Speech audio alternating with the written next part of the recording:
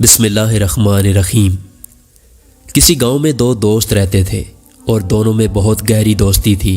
ان میں سے ایک تھا کہ وہ جلتی آگ میں اپنا ہاتھ ڈالتا تو اس کے ہاتھ پر آگ اثر نہیں کرتی تھی۔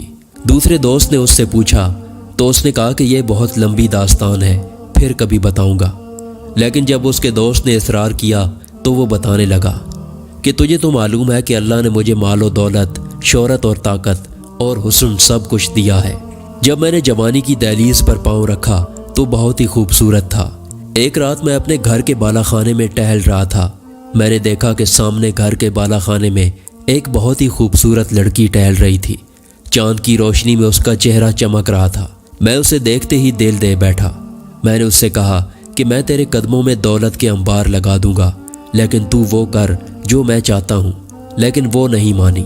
میں نے اسے قائل کرنے کے لیے دن رات ایک کر دیے، لیکن وہ نہ مانی۔ اور وہ مانتی بھی کیسے، کیونکہ اس کی پرورش ایک نیک گھرانے میں ہوئی تھی۔ پھر ایسا ہوا کہ اس کی شادی ایک غریب اور مزدور گھرانے میں ہو گئی۔ شادی کے کچھ سال کے بعد اس کے 3 بچے بھی ہو گئے۔ سب یوں ہی چلتا رہا کہ ایسا ہوا کہ شہر میں قحط سالی کا سماں ہو گیا۔ غریب اناج کو ترسنے لگے۔ میرے والد نے مجھ سے کہا کہ تو ایسا کر کے اناج غریبوں میں تقسیم کر دے۔ میں نے اپنے نوکروں کو ساتھ لیا اور اناج تقسیم کرنے لگا۔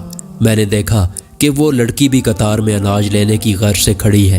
میں نے اس کے قد و قامت سے اسے پہچان لیا۔ اپنے نوکروں کو کام جاری رکھنے کا اشارہ کر کے میں ایک طرف گیا اور اس لڑکی کو اپنے خاص کمرے میں بلایا۔ جب وہ آئی تو میں نے پوچھا کہ تو یہاں کیا کرتی ہے؟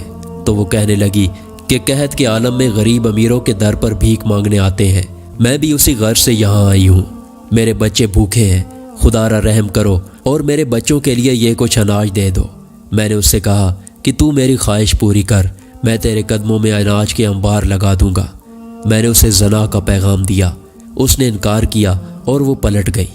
پھر بھوکے بچوں کا خیال آیا تو واپس پلٹی اور کہنے لگی، خدا را رحم کر، تجھے اللہ نے بہت دیا ہے، اللہ کا خوف کر اور میری مدد کر، میرے بچے بھوکے ہیں۔ میں نے پھر سے کہا کہ میری خواہش پوری کر، میں تیری ہر خواہش پوری کروں گا۔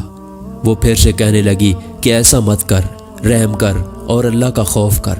میں نے پھر وہی بات دہرائی تو وہ واپس پلٹ گئی۔ پھر سے بچوں کے لیے ممتا جاگی۔ آخر ماں تھی کیا کرتی، بچوں کی تکلیف نہ دیکھ سکی۔ پھر سے پلٹی اور میرے پاس آئی اور سوال کرنے لگی۔ میں نے پھر کہا کہ اگر میری خواہش کو پورا کرے گی تو سب ملے گا، اور اگر نہیں کرو گی تو سب کو سب ملے گا، لیکن تمہیں کچھ نہیں ملے گا۔ ایک طرف عزت اور آبرو، دوسری طرف ممتا۔ وہ مجبور تھی۔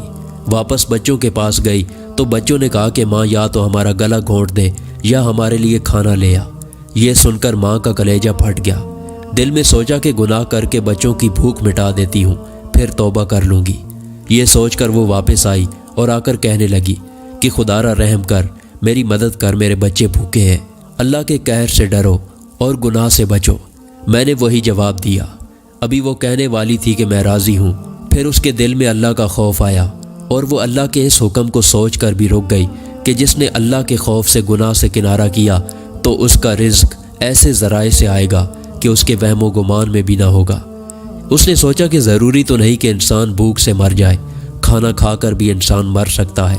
کہنے لگی کہ میں بچوں کو تڑپ تڑپ کر مرتا دیکھ سکتی ہوں، لیکن میں اپنی عزت اور آبرو نہیں گنوا سکتی۔ یہ کہہ کر وہ واپس ہو گئی۔